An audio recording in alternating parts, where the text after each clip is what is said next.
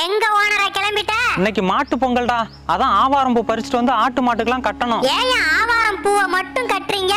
டேய், அந்த காலத்துல ஒரு பையன் ஒரு பொண்ணை காதலிக்கிறான். அந்த காதல் அந்த பொண்ணுக்கு பிடிக்கல.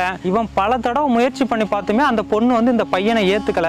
அப்ப அந்த பையனுக்கு இருக்கிற கடைசி வாய்ப்பு என்னன்னு பாத்தீங்கன்னா மடல் ஏறுதல். மடல் ஏறுதல்னா என்னன்னா, பனைமரத்தோட பக்கவாட்டுக்கெல்லாம் கத்தி கத்தியா இருக்குமா, அதை கொண்டுட்டு வந்து ஒரு குதிரை பொம்மை செய்வாங்க.